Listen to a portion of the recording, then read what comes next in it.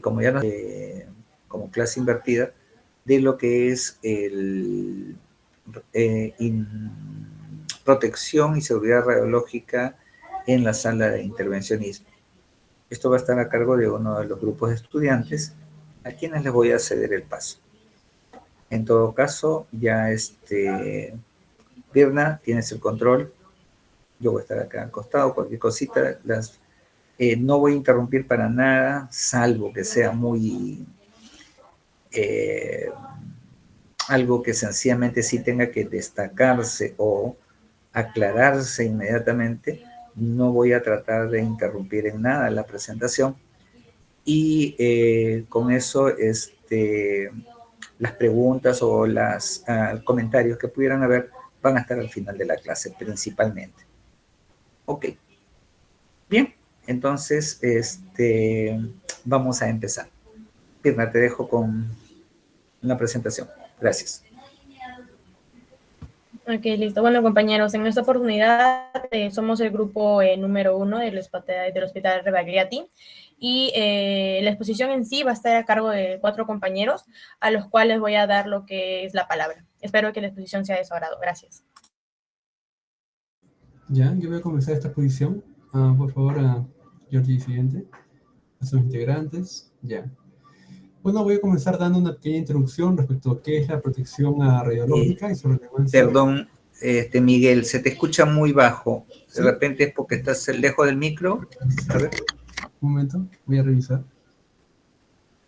Mejoró un poco. Listo, continúa, por favor. ¿Se me escucha bien ahorita o no? Sí, ¿no? Ya, bueno. Bueno, como iba diciendo, voy a comenzar dando una pequeña introducción respecto a qué es la protección radiológica y su relevancia en el ámbito de la radiología, y obviamente de la radiología intervencionista. Entonces, en primer lugar, hay que preguntarnos, ¿cuál es el objetivo de la protección radiológica?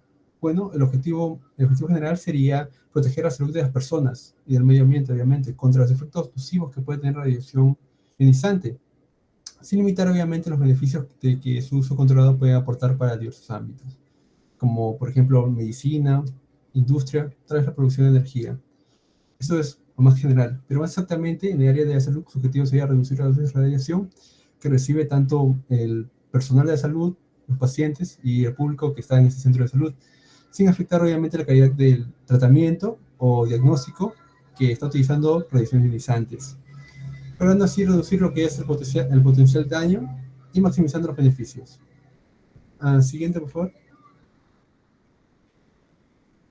Bueno, ahora toca tocar de por qué es importante la protección radiológica. Ya lo había mencionado antes, pero primero habría que recargar un poquito qué es la radiación ionizante. Y tal como se ve en la pantalla, este es un tipo de energía transmitida en forma de ondas o partículas. Más simplemente serían ondas electromagnéticas, capaces de ionizar átomos, es decir, arrancar arrancar electrones de los átomos con los que interactúa. Lo que, bueno, puede generar graves daños, sobre todo en lo que es la materia viva. Y bueno, ¿cuáles serían estos efectos negativos que puede tener la materia viva? Y bueno, esto se puede clasificar en dos tipos de efectos. Por ejemplo, los efectos estocásticos y los efectos determinísticos.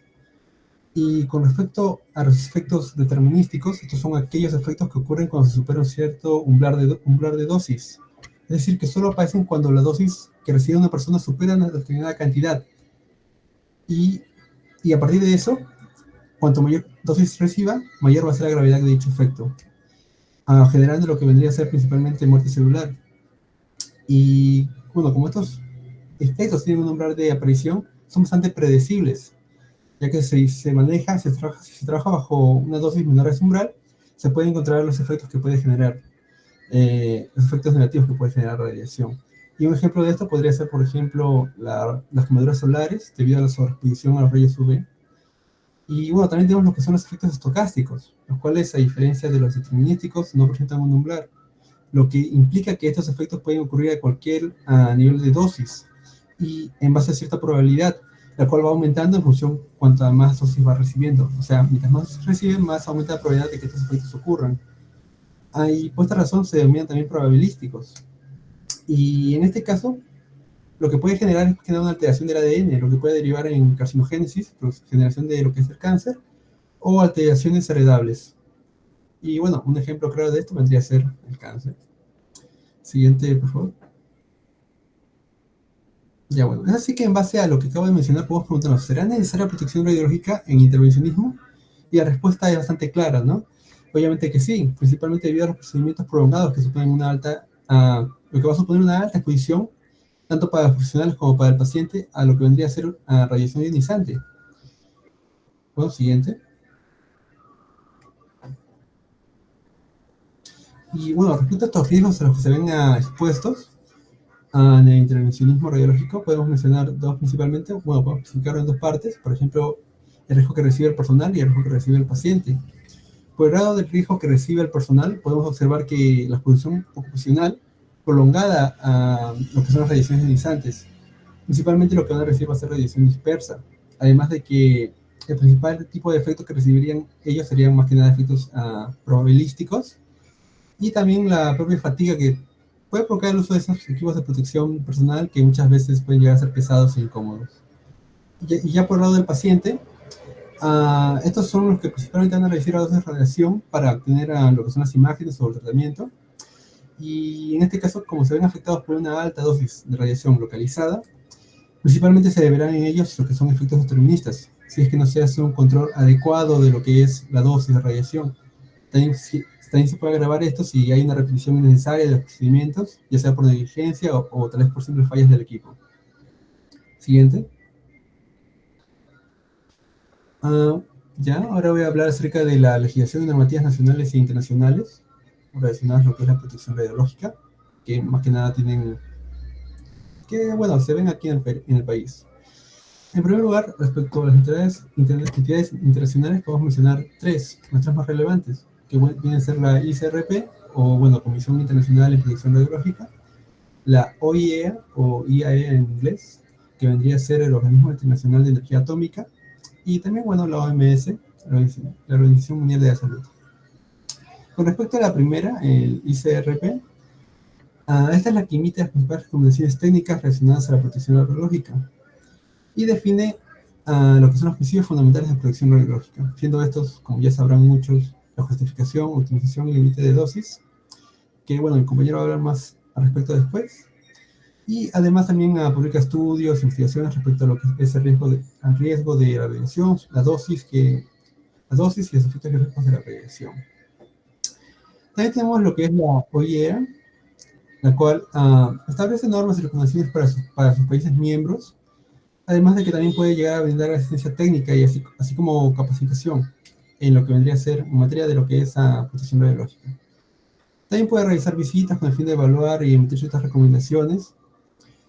Y bueno, también finalmente tenemos a la OMS, que obviamente va a promover lo que es el uso adecuado de radiación, principalmente en el campo de la salud, además de que desarrollarán también guías con el fin de que estas sirvan como guía para proteger al paciente, también al personal y al público.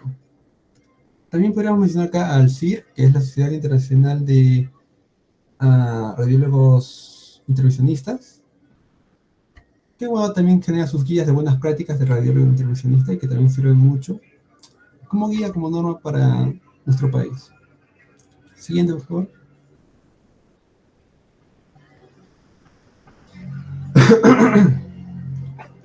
Ya, ahora por este lado tenemos las entidades nacionales, entre las que tenemos el IPEN, el Instituto Peruano de Energía Nuclear, el MINSA y el IGEMIT. Entre ellas, el IPEN vendría a ser la entidad principal, responsable en todos los sectores, relativo a todo lo relativo al uso de radiaciones ionizantes. Y entre sus principales funciones se encuentra lo que es regular, fiscalizar y autorizar el uso de radiaciones ionizantes en diversos campos. Todo puede ser cualquier campo, también puede ser la salud, energía, minería, entre otros. También se encarga de realizar supervisiones, capacitaciones y establecer normas en relación a la protección radiológica. Además, también es responsable de emitir las licencias, ya sea para nosotros como operadores, o también para otros lugares que utilizan radiación ionizante para diversos fines. Ahora, con respecto al MINSA, esta es máxima autoridad sanitaria del país, por lo que también es responsable de lo que es la protección radiológica, pero principalmente en el sector de salud, trabajando en conjunto con IPEN para lograr dicho fin. Entre sus funciones tenemos supervisar el uso de radiaciones ionizantes en los establecimientos de salud, junto al IPEN, obviamente, y mantener las condiciones de seguridad y protección para el paciente, profesional y público de un establecimiento de salud. Y bueno, también he colocado acá lo que vendría a ser el DIGIMIT, encargado principalmente de garantizar el acceso y la calidad de medicamentos y otros equipos médicos. Siendo también responsable en parte, en conjunto con el IPEN y el MINSA, de lo que vendría a ser la distribución y uso de radiofármacos y de equipos, como pueden ser máquinas de rayos X, fluoroscopios, etc., brindando lo que vendría a ser a registro sanitario. Como siempre de la mano del IPEN, en la máxima autoridad. Y bueno, entre sus funciones tenemos lo que, como ya iba diciendo, el hecho de que vela por la calidad y seguridad y disponibilidad de equipos médicos y de radiofármacos. Siguiente, por favor.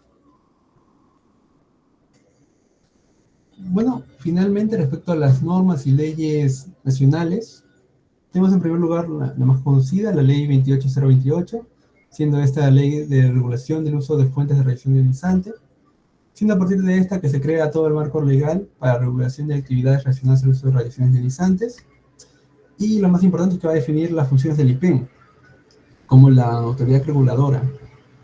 Además, incorporando algunas directrices basándose en lo que vendría a ser las normas del ICRP. Por otro lado, tenemos el reglamento de seguridad radiológica basado en la parte, también en las normas de la OIEA, donde se regulan los niveles de dosis máximas del personal, se hablan de, o sea, se habla de protección radiológica, pero en diversos campos, no solamente en la salud.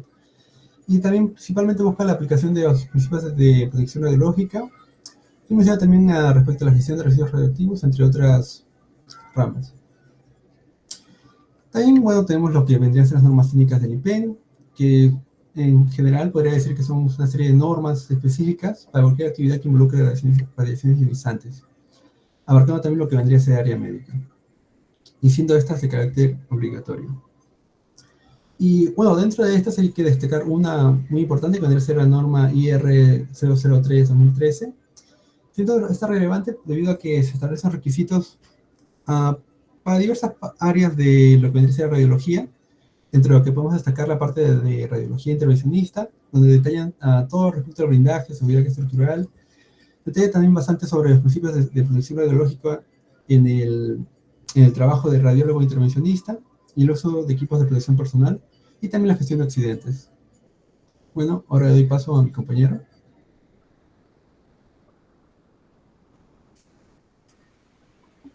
Bueno, continuando con los principios básicos de protección radiológica, debemos recordar que, como mencionó mi compañero anteriormente, estos tienen como objetivo proteger a las personas y el ambiente de los efectos nocivos y radiaciones ionizantes, sin impedir el uso que ofrece para su diagnóstico o tratamiento en el área de salud. Siguiente, por favor. Los principios de la protección radiológica son tres: la justificación, la optimización y el límite de dosis. Siguiente, por favor.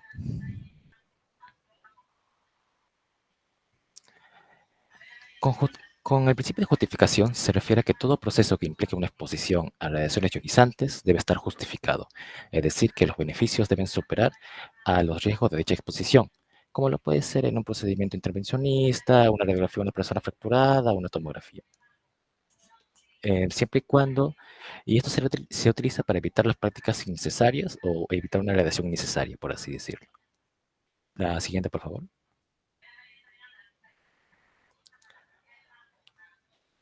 Optimización. Esto significa que la exposición debe mantenerse tan baja como sea razonablemente posible.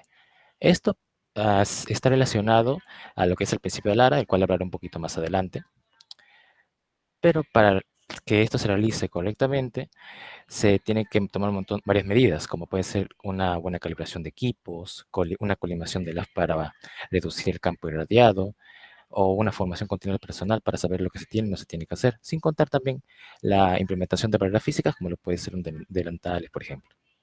Plomado, claro. Siguiente, por favor. Continuando con el límite de dosis. Esta se refiere a establecer unos niveles máximos de radiación permitidos para las personas expuestas, ya sean tanto trabajadores como el público general.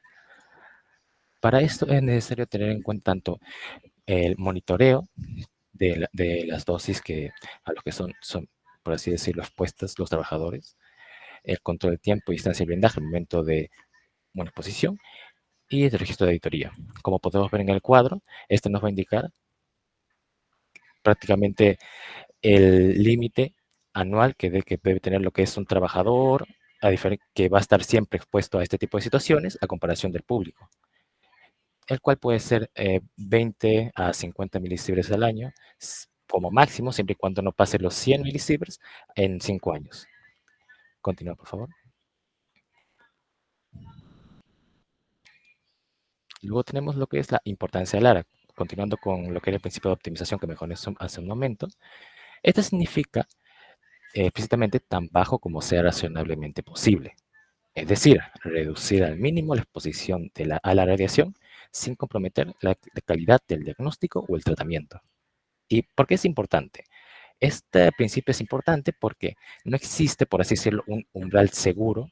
Esto debido a que la radiación ionizante puede generar tanto efectos determinísticos como estocásticos. En el caso de los determinísticos tiene una dosis que es predecible, pero los estocásticos no. Esto significa que aunque la dosis esté por debajo de los límites permitidos, no existe una dosis, entre comillas, segura, y es por ello que su exposición debería minimizarse.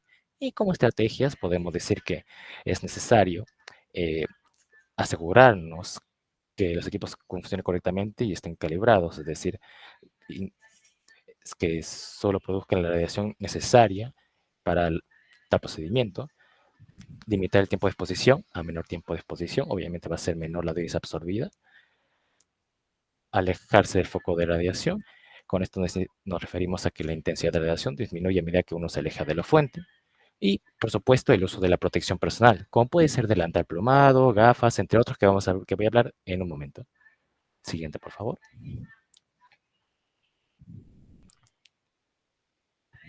Hablando de la protección radiológica, en este caso, la protección radiológica para personal ocupacionalmente expuesto, o POE, para abreviar, que son todas aquellas personas que por razones laborales están expuestas a radiaciones ionizantes, como lo pueden ser los tecnólogos médicos en nuestro caso.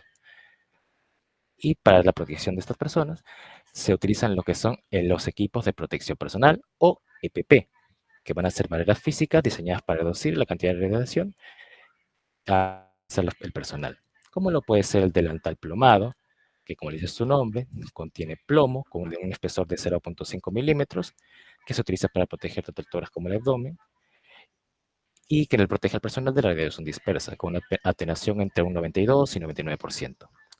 El protector tiroideo, al igual que el delantal, posee un espesor del 0.5% del plomo, y en este caso, el protector tiroideo tiene que estar bien ajustado para que proteja tanto la tiroides como el esófago superior.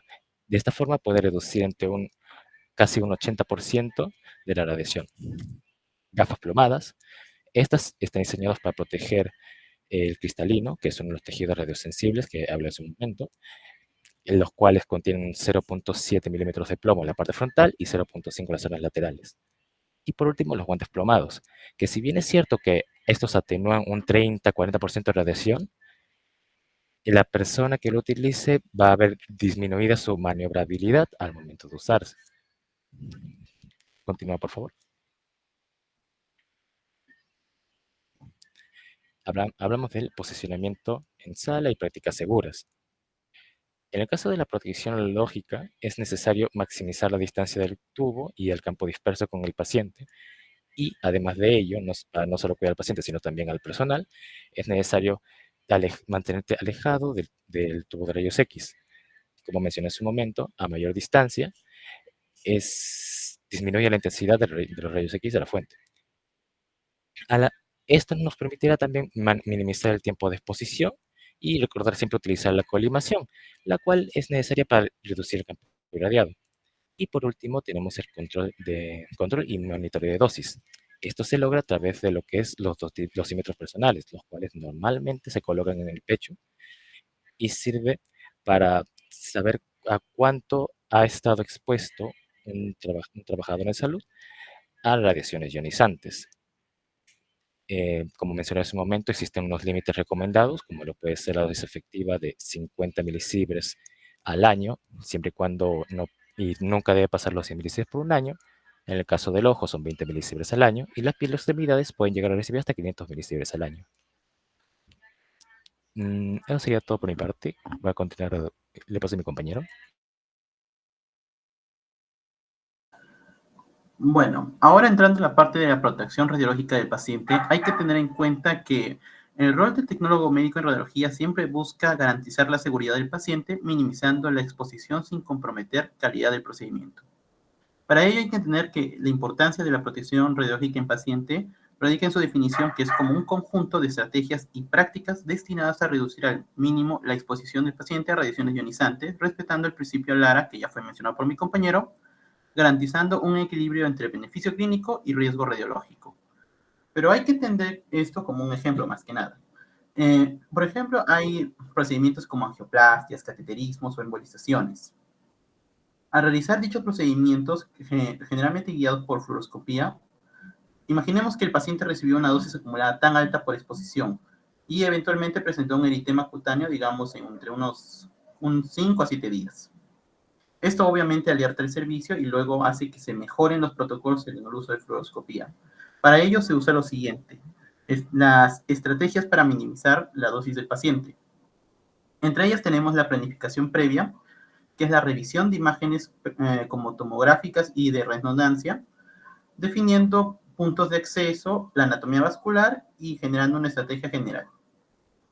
También establecer el límite de tiempo, más que nada al usar la fluoroscopía, con pulsos intermitentes y no continuos. Y la aplicación de filtros de cobre, principalmente que nada para atenuar los fotones de baja energía, que solo aumenta la dosis en la piel sin mejorar la imagen. Ahora, como tercer punto clave está el uso adecuado de los equipos. Entre ellos tenemos la colimación precisa, que limita el campo irradiado del área estrictamente necesaria, el tiempo que disminuye con la dosis acumulada y la distancia, más que nada la optimización de distancia, aumentando la distancia entre el tubo y el paciente, reduciendo la intensidad de la radiación absorbida. Digamos que, por ejemplo, se hace una embolización uterina. Los tecnólogos aplicarían, entre el uso adecuado y las estrategias, una colimación ajustada del área pélvica, activar bajas dosis en la fluoroscopía limitando el tiempo y aplicando un filtro de cobre para bloquear fotografías innecesarias. Y por último tenemos el consentimiento informado y educación del paciente. El consentimiento informado tiene la obligación de brindar información clara sobre los beneficios del procedimiento, explicación de riesgos por radiación y garantía que la dosis está controlada y justificada. Esto principalmente se da en hospitales del MINSA o también mismo en el Instituto Nacional de Enfermedades Neoplásicas, lo que busca que el paciente esté bien informado, no solo dando su consentimiento, sino que también colabore mejor durante su procedimiento. Una última cosa. Hay que tener en cuenta que, como ya fue mencionado, el rol del tecnólogo médico busca la optimización de dosis, la planificación técnica del procedimiento, documentar y reportar dosis acumuladas. Pero hay también ciertos retos, como falta de personal capacitado, equipos modernos, y lo siguiente que va a ser la falta de mantenimiento previo. Siguiente, por favor. Ahora, respecto al control de calidad y mantenimiento de equipos, en radiología los equipos que usan rayos X, tomografía, fluoroscopía y resonancia, siempre buscamos el control de calidad y el mantenimiento ya mencionado como pilares fundamentales, garantizando eficacia, seguridad y sostenibilidad del servicio. El control de la calidad de imagen más que nada se refiere a lo mismo: pruebas técnicas y procedimientos sistemáticos con el correcto funcionamiento de los equipos. Para ello tenemos las pruebas de control de calidad, que son las 4 más comunes. La primera tenemos prueba de resolución espacial o resolución de imagen. Esta prueba evalúa la capacidad del equipo para distinguir dos objetos pequeños que están muy cerca entre sí. Esto es esencial principalmente en estudios como tomografía y mamografía, donde el detectar detalles finos como microcalcificaciones puede marcar la diferencia en un diagnóstico temprano. La mala resolución podría hacer que las lesiones pequeñas pasen desapercibidas. La prueba de uniformidad. Esta prueba, más que nada, verifica la imagen general sea homogénea en toda la pantalla, sin zonas más oscuras o más claras sin justificación. Se realiza más que nada con fantomas homogéneos y generando que evitemos unas imágenes desiguales que pueden ocultar lesiones importantes o alterar la percepción de estructuras normales. La prueba de dosis de radiación, más que nada, es una precisión en la dosis entregada, midiendo exactamente la cantidad de radiación que indica, evaluando las dosis de radiación sean las mínimas necesarias, especialmente más que nada en rayos X y tomografía, donde verifica que la dosis no sea mayor generando un riesgo o no sea menor evitando imágenes borrosas. Y por último, la prueba de contraste y brillo. Esto permite obviamente diferenciar tejidos con densidades similares, tejidos blandos frente a estructuras óseas. El contraste eficiente hace que las patologías pasen de manera invisible como una fractura leve, una hemorragia o incluso un tumor. Siguiente, por favor. Ahora, la relevancia del mantenimiento preventivo en equipos de imágenes, más que nada también son 4 puntos. Prevención de fallos inesperados o errores en el equipo. Por ejemplo, imaginemos que el tubo de rayos X, antes de que comience, falla y evita interrupciones en los servicios, generando un atraso y demora en los pacientes, acumulándolos y tomando citas más adelantadas para que vayan adquiriendo su servicio en otros hospitales. También está la prolongación de la vida útil del equipo, con la limpieza y revisión de los ventiladores internos del equipo para que no se recaliente ni se dañe con el tiempo. La garantía de calidad y precisión, que verifica que el equipo no emita más radiación de la necesaria durante algún estudio, y el cumplimiento normativo, más que nada del Ministerio de Salud y de la OEA, realizando controles anuales exigidos de tomógrafos de hospitales públicos. En Perú hay muchas también instituciones públicas que comienzan a implementar programas anuales de mantenimiento preventivo obligatorio, como es en Salud y MINSA. Siguiente. Y por último tenemos la calibración y verificación del sistema de protección. La calibración de equipos emisores de radiación asegura que la energía y la dosis entregadas coincidan con los parámetros configurados. Esto hace que coincida con la dosis real que recibirá el paciente. La verificación de blindajes, que ya fue mencionado por mi compañero, como paredes con plomo, delantales y colimadores,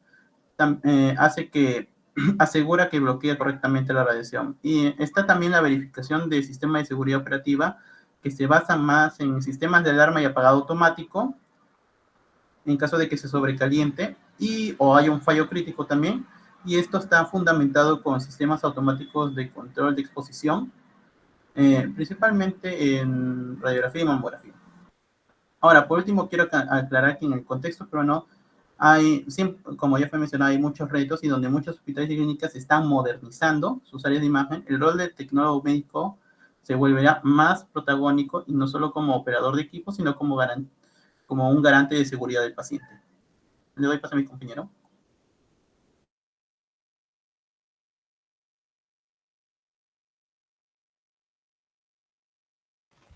Bueno, continuando con el punto de formación y capacitación en protección radiológica. Primero, que la formación en protección radiológica no es opcional. Esta es una medida de seguridad muy esencial. Esta capacitación protege no solo el personal ocupacionalmente expuesto, sino también a los estudiantes en formación y también a los pacientes. ¿Quién se encarga de esto? Bueno, en sí se encarga el jefe institucional, que es el encargado de impulsar los programas de formación. Pero la elaboración del plan de capacitación ya es responsabilidad del oficial de protección radiológica. Siguiente, por favor. Bien. ¿Qué debe incluir este plan? Primero, tenemos una optimización de dosis, tanto el paciente como el operador. También un uso adecuado de la fluoroscopía y del equipo radiológico. Una protección radiológica en tiempo real, es decir, mientras se realiza el procedimiento. Y una revisión de reportes dosimétricos para poder controlar la exposición acumulada. Esta capacitación debe realizarse por lo menos una vez al año. Y es muy importante que participe activamente todo el personal, en este caso todos los tecnólogos médicos y los involucrados en esa área. Siguiente, por favor.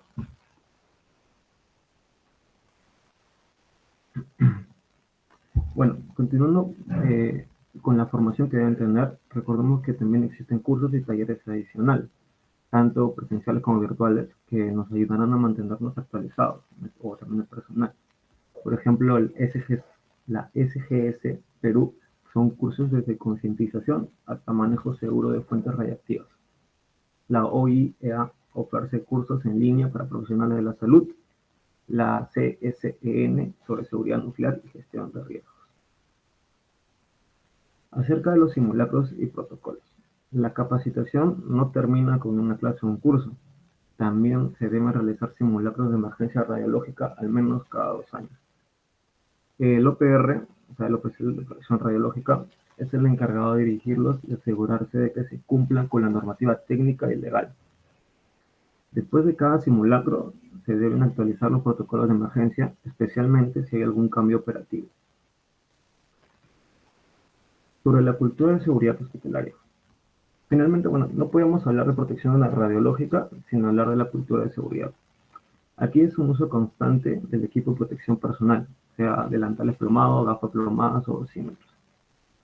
También la aplicación del principio de Alara, como lo hizo mi compañero, tan bajo como razonablemente sea posible para poder minimizar la dosis sin afectar la calidad del procedimiento. Tener una comunicación abierta sobre errores o riesgos y una participación activa tanto del personal como el tecnólogo médico como los médicos. Siguiente, por favor. Bien. Ahora vamos a hablar sobre requisitos estructurales para poder minimizar la exposición. Ya. Recordemos que toda sala debe tener un diseño que minimice la exposición a la radiación. Para ello contamos con barreras fijas y puertas blindadas que van a proteger las áreas cercanas. Este blindaje se diseña en base a la carga de trabajo y los límites de exposición semanales. Por ejemplo, 0.100 microgray por semana en áreas controladas o 0.020 microgray por semana en otras áreas. Estas puertas deben tener cerraduras para poder evitar que alguien entre por accidente durante un procedimiento. Aquí la consola de control debe estar ubicada detrás de una barrera plomada o biombo móvil con un visor plomado que permita ver al paciente sin exponerse. Siguiente, por favor.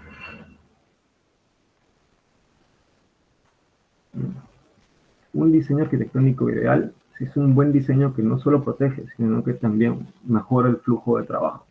Esta debe incluir un área de procedimiento, que es donde va a estar el equipo y el paciente, la consola de control, que tiene que estar aislada y protegida, una área de anestesia y monitoreo, que tiene que tener los espacios para el equipo de soporte vital, accesos diferenciados para poder evitar cruces entre pacientes, personal y equipos.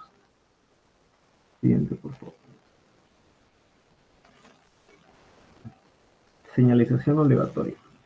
Por último, recordemos que toda celda de intervencionismo debe contar con señales reglamentarias de advertencia en las puertas de acceso.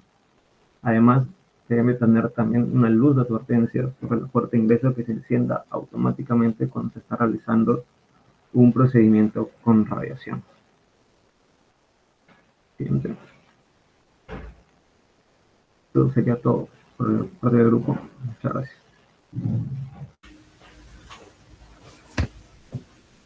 Ok.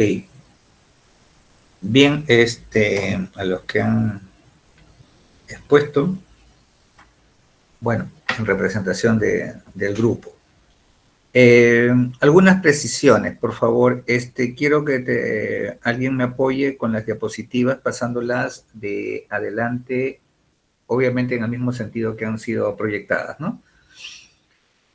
Bueno. Aquí no hay mayor problema. Siguiente, por favor. Algunas precisiones nada más que se tendrían que dar. Ojo siempre con lo de los... ya, ahí queda un ratito. Lo de los efectos determinísticos y estocásticos, eso es básico, es parte de lo que ya ustedes conocen por protección radiológica desde hace bastante tiempo. Así es que es algo que de cajón va a venir en alguna de las preguntas, ¿no? Solamente recordarlo bien y para que no haya confusiones, ¿no? Los que son probabilísticos, ese es el otro nombre, y los prácticamente tienen ya una cantidad predeterminada con la que se asume de dosis, con la que se asume que definitivamente va a suceder algo, pues ya se tiene establecido algo así de acuerdo a los estudios realizados, ¿no? Siguiente. Siguiente. Ahí solamente las imágenes que ven cómo se hacen los procedimientos. Aquí muy interesante lo que se pone como uno de los riesgos para el personal, la fatiga por uso prolongado de lo que es nuestro delantal plomado, ¿no? Esto de aquí, lamentablemente, es algo de que no se puede evitar. Zona donde usamos radiación de manera casi continua, vamos a decir, o por largos periodos de tiempo, van a involucrar eso que ahorita se convierte en un riesgo ocupacional bastante fuerte. Justamente hace poco conversaba con el jefe de salud ocupacional y una de las cosas que le decía, pero bueno, pues estoy aquí porque sencillamente, bueno, yo hago intervencionismo desde hace un montón de años. Uy, estás con el mandil. Ciertamente. El problema de esto son los problemas en columna, principalmente, y también problemas de orden vascular que con el tiempo se van a ir dando, ¿no? Es importante sencillamente destacarlo porque es parte de lo que es el riesgo ocupacional en este tipo de área, ¿no? Siguiente, por favor. Esto no tiene mayor comentario. Siguiente. Igual, son las normativas quienes se encargan. Eso no hay mayor cosa. Me hubiera gustado nada más que aquí se hubiera incluido el dispositivo que ahora tenemos ciertos problemas, principalmente los tecnólogos de radiología, con nuestra licencia por radiaciones. Ustedes saben que nos corresponde una licencia, perdón, digo una, pero son divididas en 2 periodos. Cada semestre, o sea, cada 6 meses nosotros tenemos derecho a una licencia de 10 días continuos. Actualmente ha habido muchas controversias porque los establecimientos de salud, principalmente en salud, han estado cuestionando esto con lo último. Hace pocos días nomás acabamos de resolver, espero que se haya resuelto definitivamente, el hecho de que, por decir, nosotros salimos del 1 al 10. Del 1 al 10 hay obviamente 10 días continuos que dice la ley que tenemos que salir, pero hay un domingo. Pero el empleador dice, oye, el domingo es tuyo. Entonces, no, lo que quiero que separes ese día, no lo cuentes como esto, y ese día lo tienes que pagar después. O sea, ya no voy a salir 10 días, sino 9. Yo le hago la contrapropuesta. Le digo, mira, yo estoy saliendo y estás poniéndome un día que es mío. El domingo es mío, no se contabiliza. Entonces, como es mío, yo voy a saltar. Entonces no debo salir sencillamente 10 días, debo salir 11 días. Hecha la controversia, aspectos legales, aquí, allá, hemos estado en esto. Bueno, este ha sido poco tiempo. Esto ha sido solamente algo así como 3 meses. Por otros problemas que nos han condicionado la licencia por radiaciones, dicen que no se computaban las vacaciones, que los 10 días eran no computables, o sea, una serie de cuestionamientos que han estado tratando de buscar limitaciones dentro de este derecho que se ganó en las calles, pero que en un principio tenía un sustento, vamos a decir, sanitario, de salud, que era que el trabajador que estuviera expuesto todo el tiempo a radiaciones tuviera unos descansos en tiempos de semestres, o sea, separados 6 meses cada uno, para poder desintoxicarse de la radiación. Esa fue la esencia de la creación de este dispositivo que antes existía en otras realidades, en otros países, pero que se ha ido quitando. Prácticamente somos casi los últimos dinosaurios que tienen este derecho. La mayoría de realidades en otros países ha ido que lo vayan quitando, bajo un concepto que puede tener cierto grado de validez. Es el hecho de que, Oye, yo no te voy a decir, te voy a dar descanso para que no te irradies. Si tu concepto fundamental es que no te irradies, así que tú tienes que protegerte. Este es tu trabajo.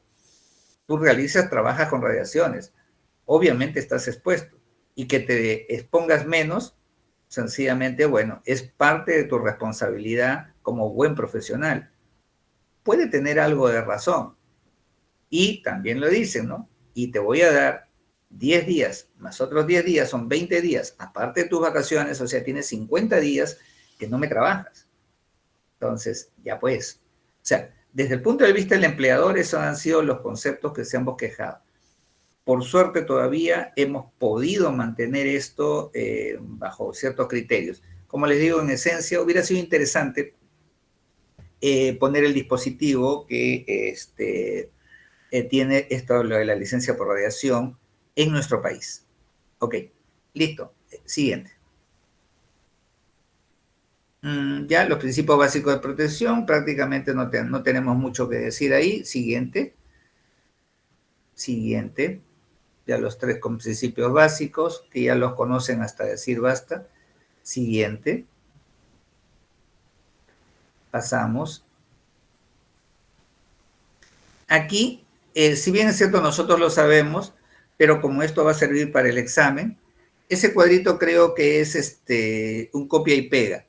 No se ponen las unidades, o sea, no han puesto las unidades. A ver, ¿quién desarrolló esto? Dígame las unidades. Cuerpo entero, 20 ¿qué?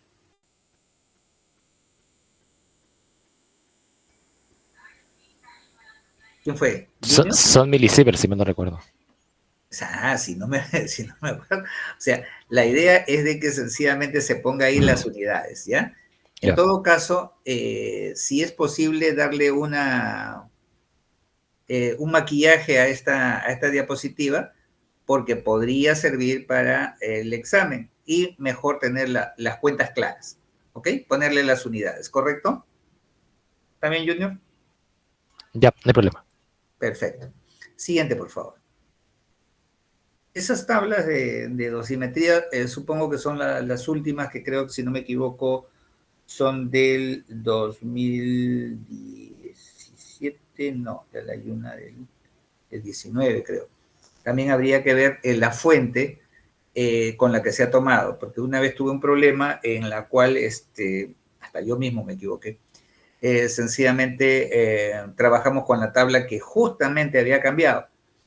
Y algunos me cuestionaron en el examen porque sencillamente, según lo que habían leído, lo más actualizado era otra cosa. El cambio era mínimo, pero obviamente era un cambio. Entonces, la referencia también, si puedes, la pones, por favor, de acuerdo a qué norma, ¿ya? Gracias. La importancia, el principio Lara, todos lo sabemos, como dice, tan bajo como razonablemente se pueda, ¿no? Sea posible. Esa es la traducción de Alara, ¿no? Y eso es algo que debemos aplicar en todo nuestro trabajo cuando vayamos a estar expuestos a radiaciones ionizantes. La idea es optimizar, buscar las mejores prácticas, los mejores materiales, los mejores insumos, los mejores protocolos de atención, lo mejor de lo mejor para que te irradies menos, tú y el paciente, y también, obviamente, el entorno que trabaja contigo. En el intervencionismo somos muchos. Ya dijimos el equipo de trabajo cómo está compuesto. Por lo tanto, sencillamente es importante de que, como lo dije también, y creo que lo ha recalcado uno de sus compañeros, los encargados de ver esto, el liderazgo, la preponderancia la tenemos definitivamente nosotros en estos conceptos para los cuales debemos estar preparados, informados, y siempre es bueno renovar un poco o reactualizar algunos conceptos. Siguiente. Acá todo bien, y acá también, no sé, esta también creo que fue de Junior. Dijiste unos porcentajes de reducción de radiación, tanto de los guantes como de los delantales, si no me equivoco. Entonces, sería bueno que si pudieras de repente hacerlo al costadito, ponerlo el porcentaje, sería mundial, sería mucho mejor. Junior era, ¿no? Sí, no hay problema. Lo voy a escribir. Perfecto. Toma nota de las correcciones, ¿eh? Listo. Siguiente, por favor. Ah, ya. Aquí está. Aquí también una cosita. Todo muy bien, excelente, pero aquí también no hicieron el comentario, se quedaron en el comentario, de que nosotros en intervencionismo tenemos una cuestión especial con el dosímetro. ¿Te recuerdas cuál es, Junior? ¿O alguien recuerda? ¿O alguien de repente sabe sobre el uso del dosímetro del personal de intervencionismo? A ver, Lucy, dinos. Profesor, buenas tardes. Buenas tardes. En este caso, creo es considerar que el dosímetro va dentro del mandil plomado. Ya, ese concepto es básico para todo lo que se usa mandil. ¿Algo más? Y que, por ejemplo, justo quería preguntarles algo que había observado en mi práctica aprovechando el tema. Ya, ok, haz tu pregunta. Bueno, vi a la enfermera que tenía el dosímetro en el protector de tiroides en la intervención, pero estaba externo. Ya, dime, lo tenía en el cuello. ¿En qué sala de intervencionismo? ¿En cardiológico? En cor. Sí, cardiológico. Ok. Sí, A eso ver, quería preguntar. ¿alguien del grupo puede de repente aclarar esto? En sí lo que ha dicho Lucy es de que para ella el dosímetro tiene que estar debajo del mandil. Pero he encontrado una persona que es profesional también que trabaja ahí, que tenía uno fuera del mandil, en la zona tiroidea. De repente en el collarín lo tenía puesto. ¿Han visto esa práctica? ¿Saben de algo? ¿De repente lo han leído? A ver, Carlos. Según lo que ya me había mencionado, el dosímetro cuando se usa adentro y fuera se usan dos dosímetros, me contaron más que nada. Ajá. Uno está fuera del mandil plomado y otro dentro, para ver la diferencia de medición de milisieverts que se está adquiriendo durante cada procedimiento. Ok. ¿Dónde se usa el que está afuera?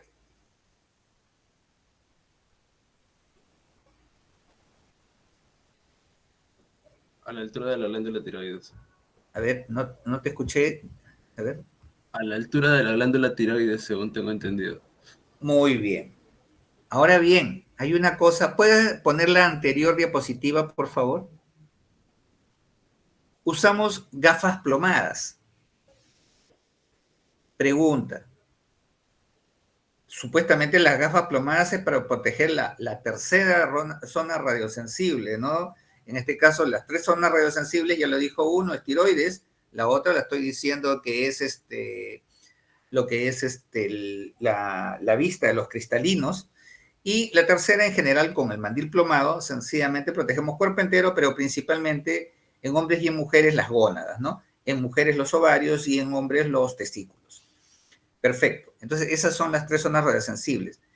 Pero hemos visto, según lo que nos cuenta Lucy, que ha visto una persona que lo usaba a la altura del cuello, posiblemente para hacer la medición cerca o cercana a un órgano radiosensible que era la tiroides. Ahora bien, ¿cuáles son las recomendaciones? Ahora sí, vuelve a tu... bueno, estás haciendo la corrección. Ya de repente después la puedes hacer. Pásame la siguiente diapositiva, por favor.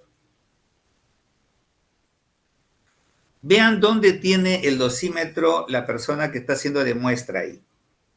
¿Es correcto?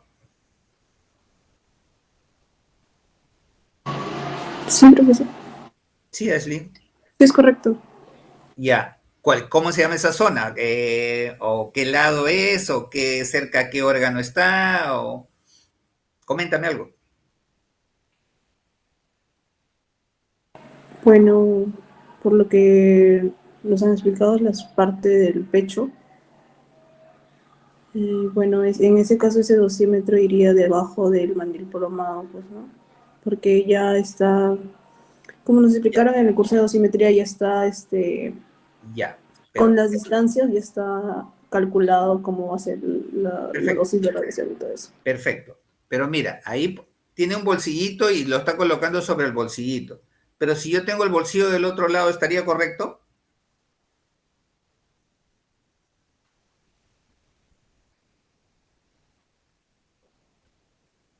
O sea, ahí está a la izquierda del paciente.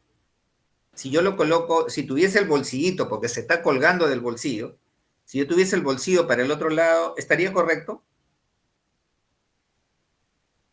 Yo creo que sí, profesor, porque la idea es que esté a la altura del pecho y puedan medir de ahí a los cristalinos y de aquí a los pies, ¿no? Es casi correcto lo que dices. La cosa es que esté sobre el pecho. Pero en el pecho también tenemos órganos que no necesariamente son radiosensibles, pero son muy importantes. ¿Qué estaría más hacia la izquierda? El corazón. El corazón. Entonces, en esencia, se nos dice de que el dosímetro para cualquier persona que use dosimetría, sencillamente cuando usa doble dosimetría, un solo dosímetro, debe ser colocado en el lado izquierdo, a la altura del pecho, como es hacia la izquierda, es más cercano al corazón. Piña, el que tiene el corazón a la derecha, pues, ¿ya? Esa es otra cosa. Pero en líneas generales eso es lo que se dice. Ahora bien, retomando lo que decían con lo que comentó Lucy, lo hemos encontrado en el cuello, cerca a lo que es el cristal, la tiroides. Les hablé de los lentes plomados. Eso también quiere decir de que puede haber uno colocado, ¿dónde? Encima de los lentes, al costadito de los lentes. Esto más que nada para algunos sirve para procedimientos en los cuales su cercanía de su cara es más frecuente cerca a las de radiación. O sea, puede ser colocado también en el lente plomado, a un costadito, sería más o menos a esta altura o a esta, cualquiera de estos dos lados. Acá se coloca claro, es un dosímetro no como ese que tienen ahí gigante, ¿ve? Hay otros dosímetros especiales para lo que es medición sobre cristalinos. Y el tercero, el comentario final, es el hecho de que tenemos dos dosímetros. Esa es la pregunta en general que hice, que debe tenerse en cuenta de que en intervencionismo, cualquiera sea sus variantes, cardiológico, neurológico o neuroradiológico, o el intervencionismo clásico, se usa doble dosimetría. Uno externo, que uno indistintamente lo puede poner, digamos que este sea el mandil plomado, lo puede colocar, algunos mandiles también tienen aquí ¿cómo se llama? Una especie de bolsillito, algunos. Otros, si no, se lo ponen a la altura del cuello, porque acá tiene un reborde.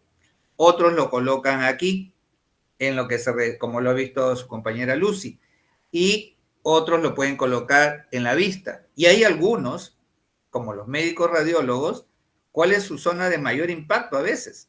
Sus manos. Pueden colocárselo en la muñeca. Hay dosimetría de muñeca también. Pero tienes uno en la zona que más frecuentemente o va a ser expuesta o que te expones más, y uno en una zona protegida. Eso es debajo del mandil. En esencia, dos dosímetros con diferentes zonas donde podríamos colocarlo. ¿Ok? Ténganlo en cuenta, eso para, posible pregunta de examen, de repente. Bien, sigamos. Diapositiva, cambio, por favor. Algunas precisiones más. Aquí es importante todas estas cositas. Hubiera sido interesante, lástima no está grabado, y me he arrepentido todo el momento de que no esté grabado, porque las estrategias que dijeron me parecieron muy oportunas y que pocas veces lo he encontrado en una exposición que se recalque, ¿no? Entonces, yo digo, si es factible, que los miembros del grupo tal vez puedan hacer una separata con las cosas que les estoy diciendo que faltan, porque algunos comentarios de esta zona y de la zona de control de calidad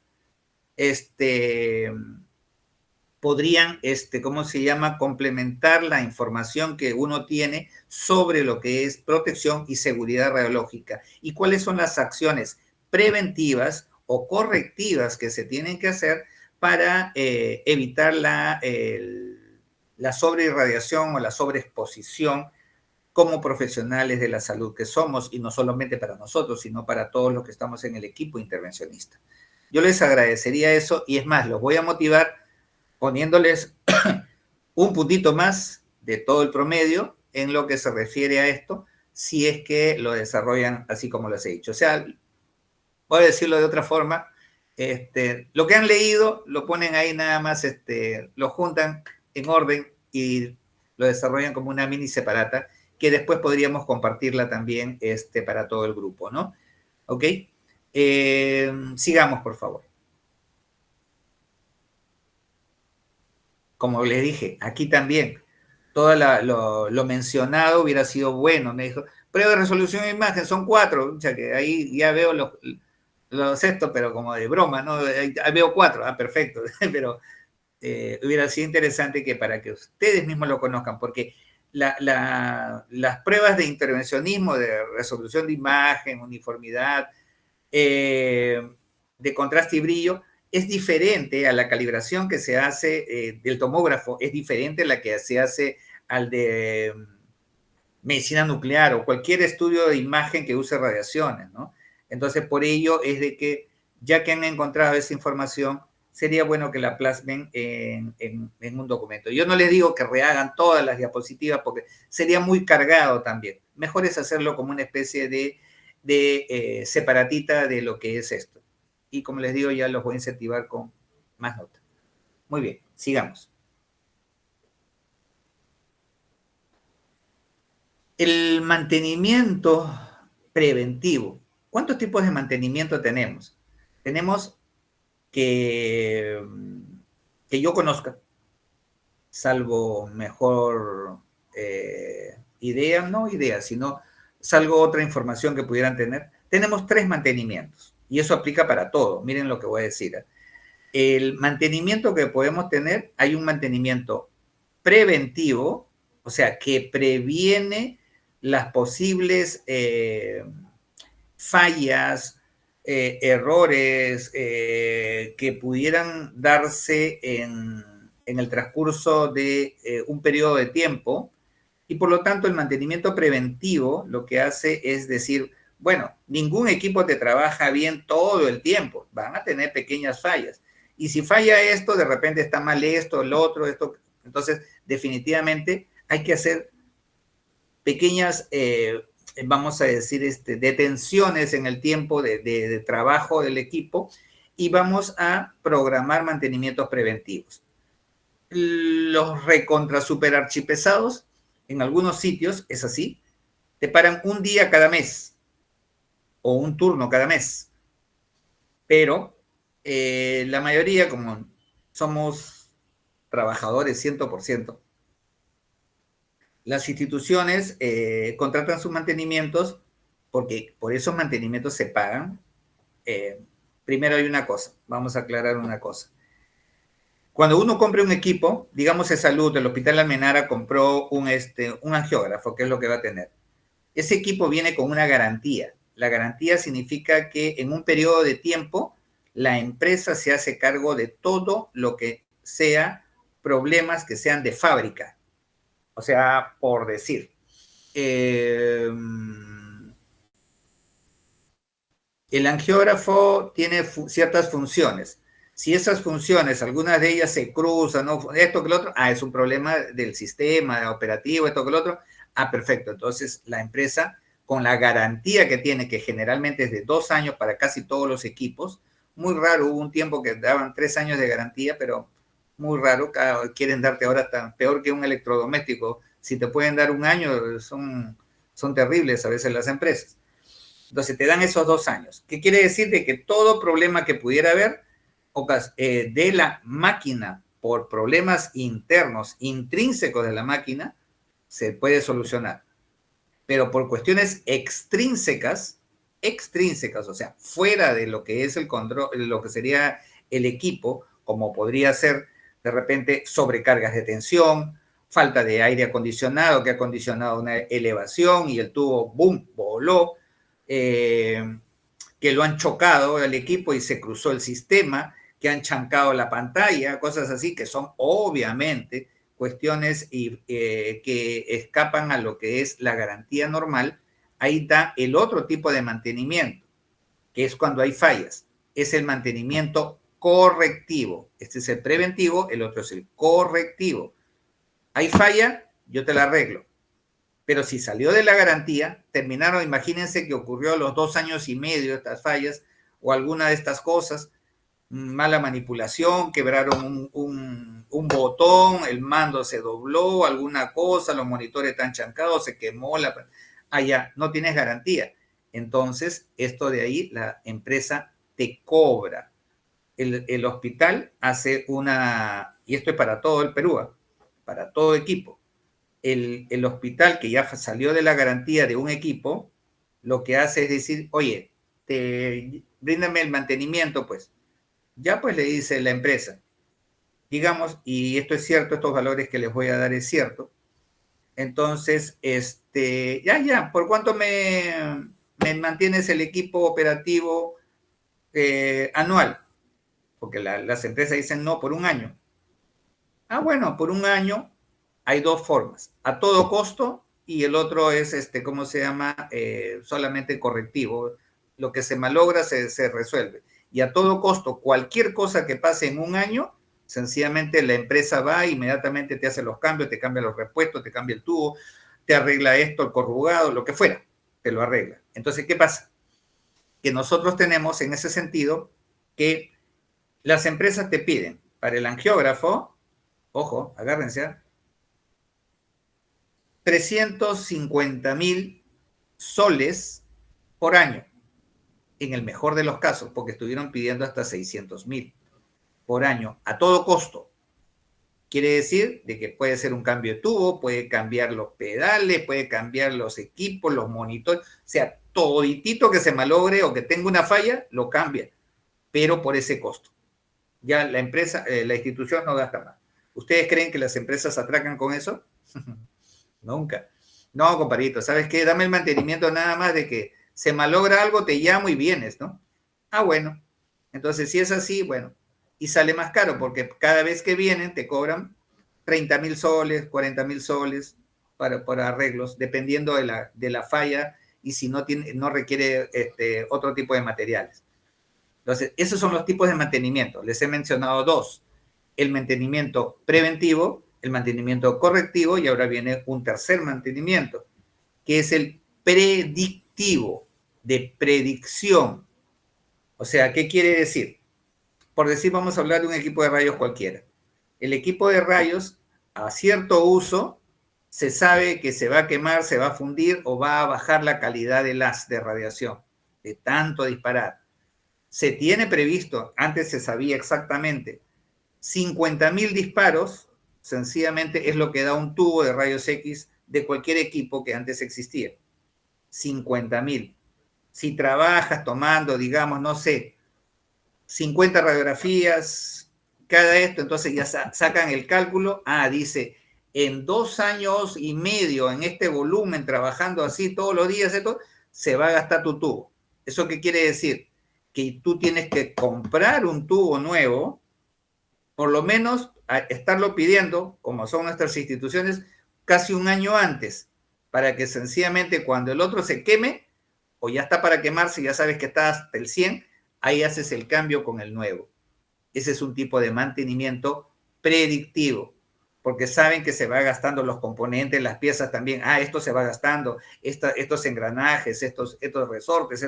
Entonces, eso de ahí es un mantenimiento predictivo. Ya se tiene previsto el tiempo de vida útil de los componentes de un equipo radiológico en general. Y hablo de cualquiera.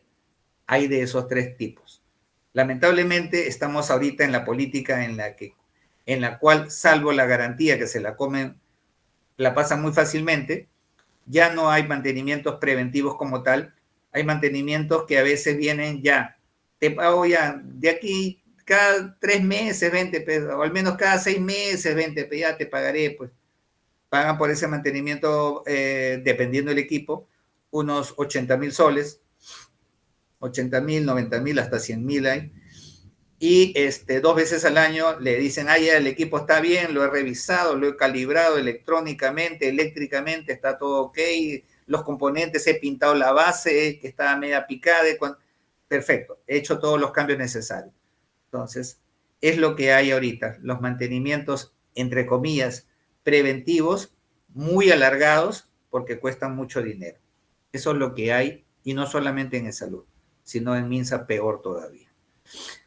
Ok, bien, entonces, esto de acá es importante también, ¿cómo se llama? Como les decía, ¿no? El desarrollo de esto de repente en una adenda que ustedes pudieran hacer.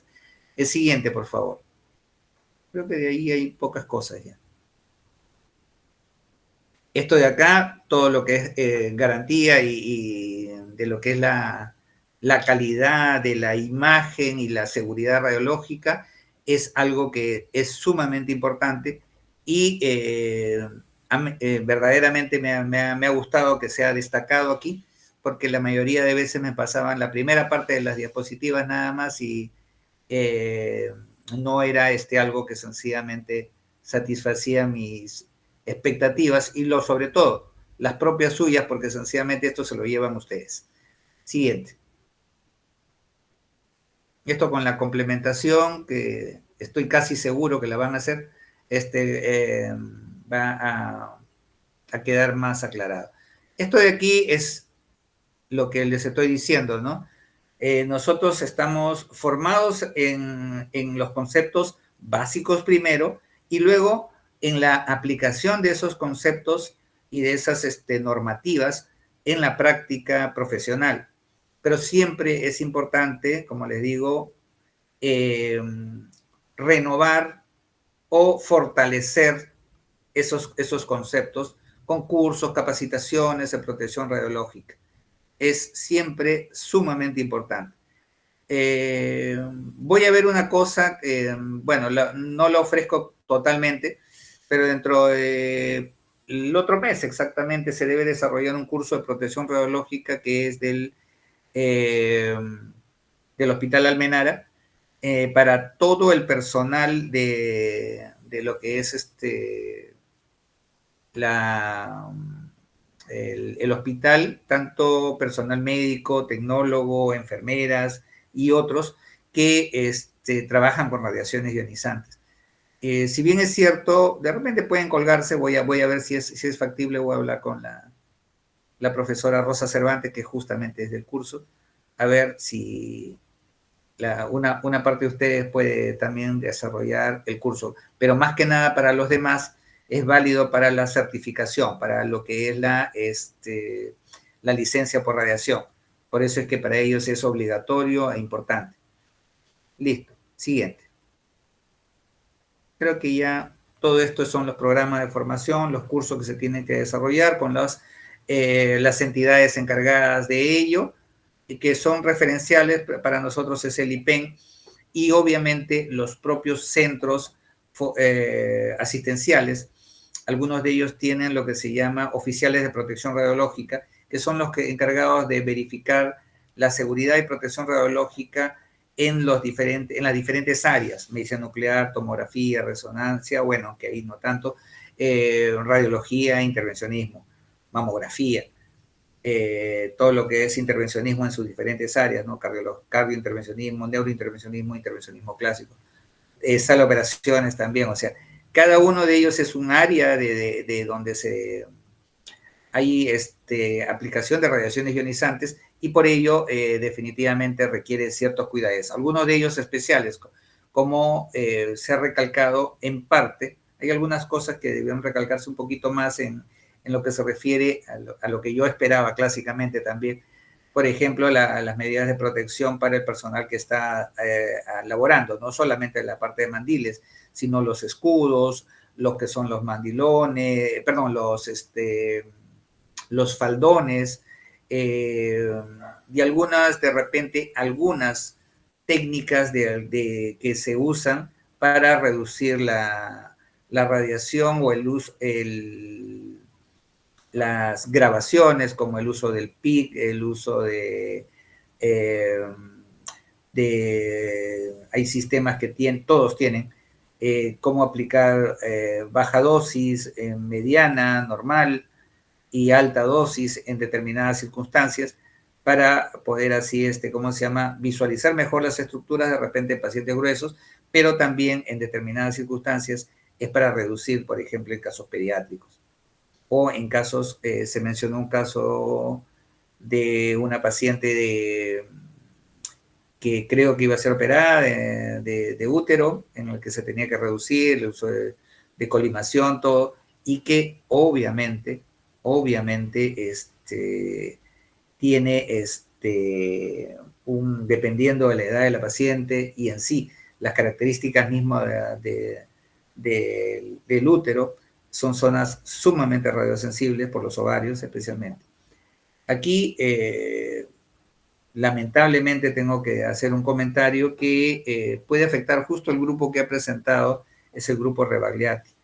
Pero para hablar de incidentes en seguridad radiológica, lamentablemente hace algunos años tuvimos un incidente justamente, bueno, mejor dicho, el más destacado fue uno, pero se detectaron 3, sobre mal uso de las radiaciones ionizantes en pacientes en la sala de intervencionismo, y por lo cual el hospital Rebagliati lamentablemente tuvo que pagar una reparación civil, varias unidades impositivas tributarias, varias UITs, porque se comprobó de que hubo daño físico severo a 3 pacientes, pero uno de ellos fue el caso más destacado, en un paciente que tenía una embolización prostática en la que se le realizó el procedimiento por más de 2 horas y tenía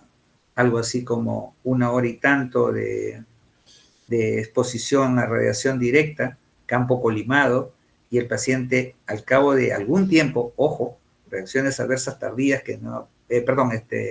quemaduras tardías que hace mucho tiempo no veíamos, se desarrollaron en el paciente al cabo aproximadamente después de 2 a 3 meses y que dejaron un hoyo prácticamente en su piel. Lamentablemente, lamentablemente no, el paciente seguía con vida, pero no sabemos ahorita porque el paciente tenía aparentemente cáncer prostático. De repente ya falleció.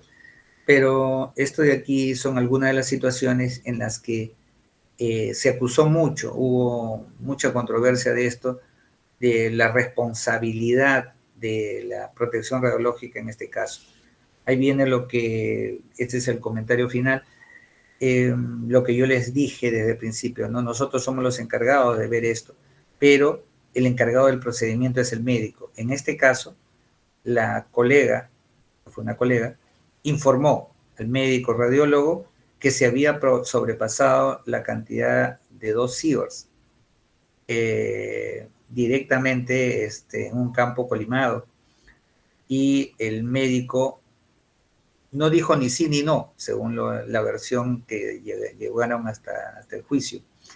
Y al final de cuentas, el médico después dijo que no le habían avisado y que si él hubiera sabido que se había pasado la dosis, hubiera suspendido el procedimiento. Falso de toda falsedad, trataron de echarle la culpa a la colega, pero la colega y conjuntamente con el personal de enfermería corroboraron esa versión y fueron excluidos de la sanción. El médico creo que lo suspendieron por 2 años, ya debe haber vuelto, pero son situaciones difíciles en las cuales a veces un poco el apasionamiento que tienen a veces los médicos de seguir y seguir y seguir, y a pesar que no le digo, doctor, van 30 minutos de fluoroscopía, doctor, va 40, 50, hasta que te contestan inclusive mal. Y te dicen, ¿y qué cosa quieres? ¿Que suspenda el procedimiento? ¿Qué cosa quieres? ¿Que el paciente se muera? Bueno, yo solamente cumplo con avisar. Y así nos van a ver en las salas ahora con mayor razón, Otra de las medidas que nosotros, bueno, medidas no, sino actividades obligatorias que tenemos que desarrollar en la sala de intervencionismo, es la anotación de la dosis correspondiente para que después, cuando las dosis sobrepasan los valores normales, entre comillas, los valores que están ya más o menos predichos de que son los valores que no afectarían al paciente, cuando hay una alza en esto, lo que se hace es, el oficial de protección radiológica hace seguimiento al paciente. Por eso el registro del paciente con su número de cama y todo lo demás, y otras cosas más, porque en este caso fue realmente algo que muy, muy particular, que se mantuvo con mucha reserva. Y si lo saco acá es más que nada para decirlo de que es algo que nos puede suceder a cualquiera. El paciente, después de eso, salió de lo más normal. Salió a los 2 días o al día siguiente, salió del procedimiento realizado, salió, se fue a su casa. Al cabo de una semana dice que le sentía malestar en una zona específica, muy cercana a la próstata, y que sencillamente estaba, que le dolía, le ardía, todo el mundo se fue al dermatólogo, comenzó a irritarse la zona, fue al dermatólogo, el dermatólogo no, le dijo, ponte esto, no pasa nada, y ya, después nada, ya comenzó a ponerse más rojo, la piel se comenzó a escamar, a secar, a necrosar y a hacer un hoyuelo. Entonces, eso de ahí ya, en último, ya lo habían revisado todos ya, el urólogo, todo el mundo lo había revisado y nadie sospechaba de nada. Hasta que un médico internista dijo, oye, qué raro, ¿y desde cuándo te viene esto? No, doctor, fue así como después de 2 semanas que me hicieron un procedimiento que con radiación, sí. Ah, y ahí se le prendió el foco. Y comenzó a investigar y determinó que sencillamente hizo la investigación y determinó que había recibido una alta dosis de radiación. Ahí sí lo repasaron a los radiooncólogos, hicieron las verificaciones y ya las lesiones estaban propiamente ya muy, muy marcadas en este paciente. Entonces vuelvo a decir de que es algo que a veces sucede después, muy tardíamente. Por eso es obligación de nosotros poner la cantidad de dosis que se le ha aplicado al paciente en los cuadernos respectivos, o de repente si lo tienen de manera digital, no sé cómo esté Revalidati, nosotros todavía estamos en la época de las cavernas, estamos con cuadernito, anotando el nombre paciente. Inclusive ahora nuestra OPR nos ha obligado a que sencillamente le pongamos talla y peso para hacer los cálculos respectivos de dosis. Cuando la dosis es muy alta, se tiene que corroborar de acuerdo al tamaño y al peso del paciente. Y con la dosis más se sacan cálculos más precisos de si hubo o no una sobreirradiación. Entonces, este tipo de cosas depende de lo que acabamos de decir. O sea, esto no es algo que sencillamente se nos enseñe muy fuertemente bueno, creo yo, en las clases de protección radiológica que todos los de tecnología, los tecnólogos médicos recibimos desde nuestra formación de pregrado. En posgrado también necesitamos refrescar cosas y a veces, lamentablemente, los ejemplos que se ponen pueden ser dolorosos, pero sencillamente indican a veces el asunto de dónde se falló y qué se tiene que corregir, que es lo más importante, como estamos haciendo en estas diapositivas. Creo que ahí quedó todo. A ver. Diapositivas, creo que ya no hay. Todo esto de acá, la cultura de seguridad es muy importante. Y eso para todo. Lo de los blindajes, todo eso es interesante. Todo lo que es el diseño arquitectónico de lo que es una sala de rayos X o para, en este caso, hemodinamia e intervencionismo. Son salas específicamente diseñadas para eso y que tienen que tener características especiales. Se remarcó algunas cosas, también eso de repente se puede colocar en la adenda que les estoy solicitando, y con eso creo que ya lo dejamos ahí porque ya le hicimos muy larga. A ver, listo. Todo lo que se tiene que tener. Ahí estamos, en gracias. Por lo tanto, Lucy, creo que Lucy, dejaste tu manito levantada. ¿O quieres otra pregunta? No, profesor, disculpe. Ok. Bien, entonces, preguntas de ustedes al grupo o a mí. Así, Aldo, dime. ¿Qué tal, profesor? Justo habló que si es que el lado del pecho no afectaba a la medición de radiación, pero si el hígado no era un órgano radiosensible, ¿no afectaría su lado? Claro, pero estamos hablando del pecho, el hígado estaba más abajito. O sea, Está en el abdomen. claro, pero la medida la hacen, o sea, proporcional a la longitud que tiene, ¿no afectaría el lado en cierta parte? Porque no está al medio, justamente por eso. O sea, tengo entendido que lo hacían proporcionalmente apuntando hacia el lado que está predeterminado, ¿no? Claro, pero siempre es el lado izquierdo. En esencia se asume que sobre esa zona está cercano a la punta cardíaca. Ajá, exactamente, claro. Claro, entonces esa es la idea, ¿no? Pero yo mismo preguntándome y yo mismo contestándome, ¿podría hacerlo para el otro lado? Sí, podría hacerlo, pero de repente ahorita estaríamos yendo no totalmente en contra de lo establecido, pero sí dándole una variante que tendríamos que sopesar cuál es. Curiosamente, si te das cuenta, la mayoría, por no decir casi todas, los mandiles plomados que tienen bolsillo, tienen el bolsillo a la izquierda. Sí. Y con esto también te voy a decir más. Las chaquetas descartables que usamos tienen bolsillo a la izquierda. Ahora, eso es solamente comodidad, claro, porque sencillamente la mayoría somos derechos y podemos meter la mano al bolsillo izquierdo. ¿Ok? Puede ser, sencillamente, pero es lo que hay ahorita, ¿no? Lo que tenemos es que la dosimetría generalmente se coloca ahí cuando la tenemos, ¿cómo se llama? Sin mandil, o sea, el tecnólogo está obligado a hacer uso de su dosímetro cuando está dentro de los ambientes de radiología, no necesariamente en exposición directa, porque eso sí estaría prohibido.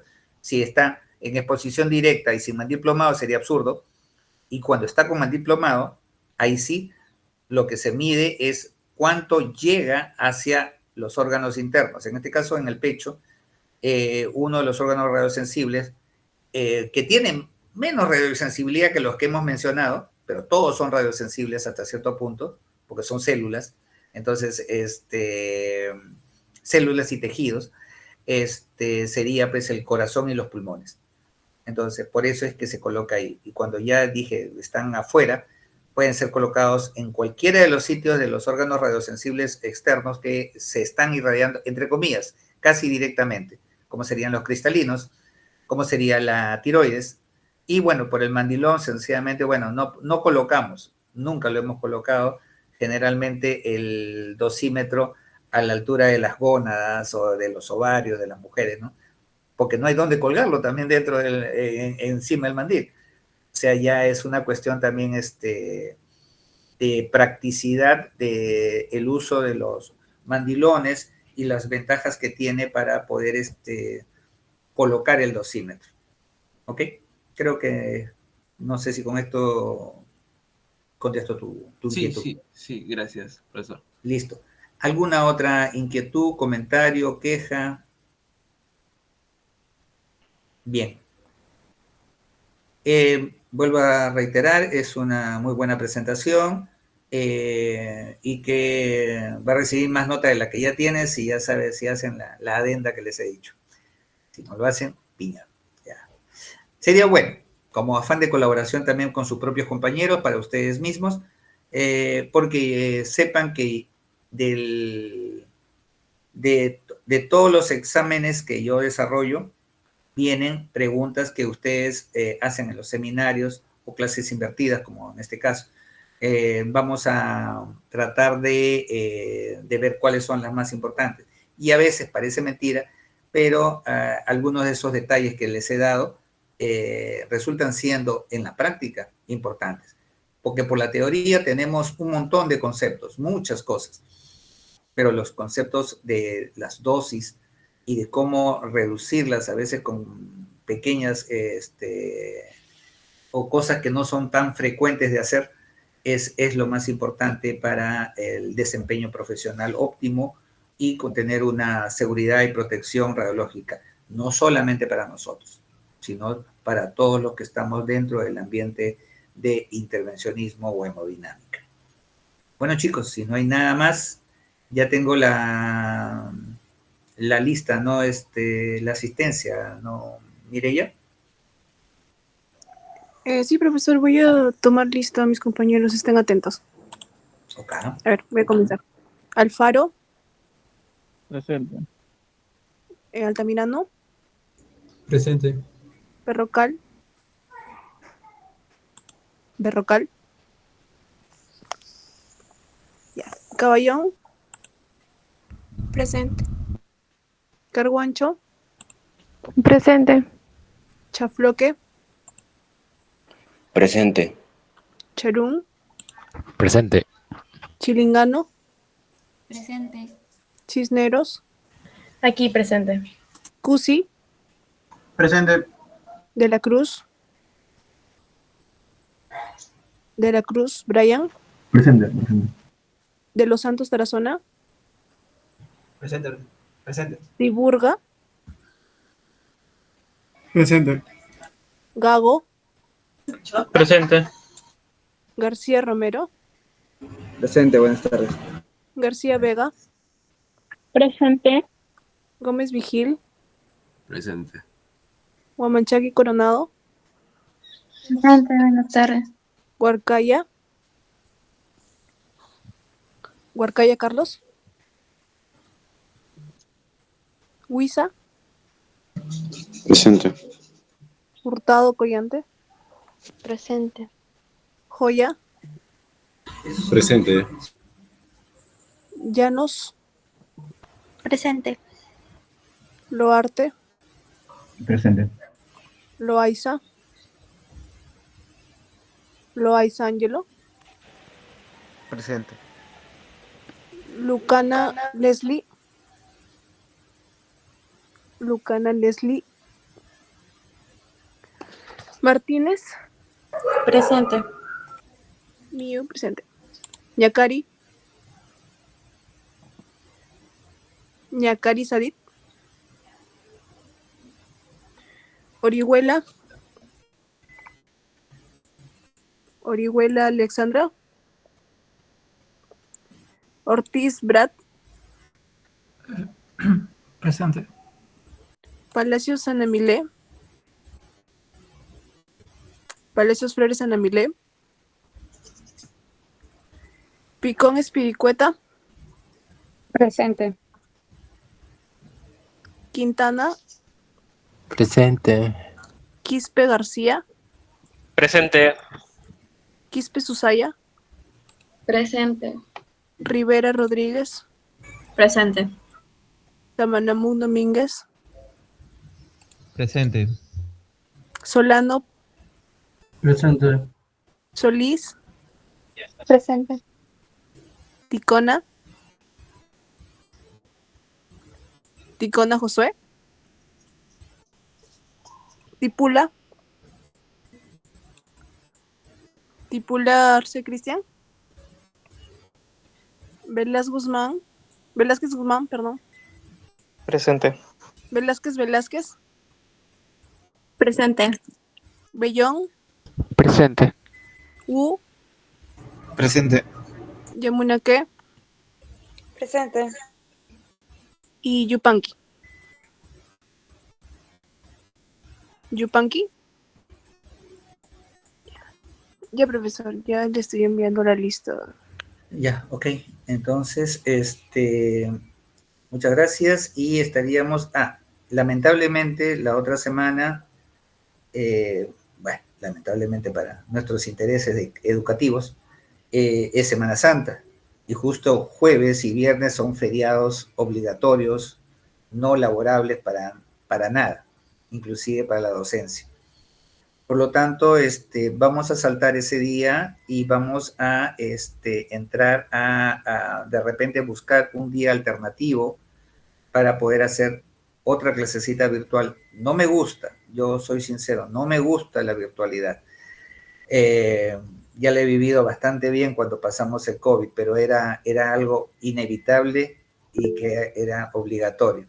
Pero bueno, A mí me gusta verlos cara a cara, face to face, pero en líneas generales a veces no se va a poder. Vamos a buscar un día alternativo, estoy atento a propuestas.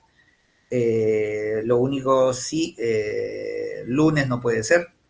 Yo estoy listo para la siguiente clase, así es que si me dicen antes del día, antes del jueves, podría ser normal, aunque el miércoles tengo de repente una actividad religiosa, pero bueno, lunes, martes, ya, puedo ofrecer lunes, martes, ya, sábado, que no me gusta tampoco porque malogro muchos planes de repente de ustedes, pero podemos negociarlo, cómo hacer la clase para no perderla. Así es que estoy atento a las comunicaciones. Respecto a las prácticas, creo que ya, no sé si hayan empezado ya en algunas sedes, voy a aprovechar aquí. Rebagliati, justamente, ¿han empezado? Profesor, justamente eso queríamos conversar con usted al final de la clase de manera privada, mi grupo y usted prácticamente, ¿no? Porque tenemos Ambos un pequeño grupos de problema. Rebagliati, de hecho, están un poco trabados todavía. Sí, hay un ya. temita ahí. Ya, ¿nos quedamos aquí o cómo? Claro, cuando ya los demás chicos se retiren, no sé si el grupo de Aldo, pero mi grupo en lo personal quiere conversar directamente con usted. Ok. Bueno, si no es exactamente top secret, manejamos las dos cosas, los dos grupos Rebagliati al Claro, final. sí. Ya, Ashley, te quedas, ¿ya? Está bien, profesor. Está Ok. bien. Entonces, grupo INCOR.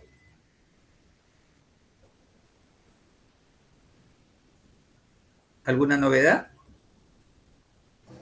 ¿Qué comenzamos, profesor? Ya, ¿desde cuándo?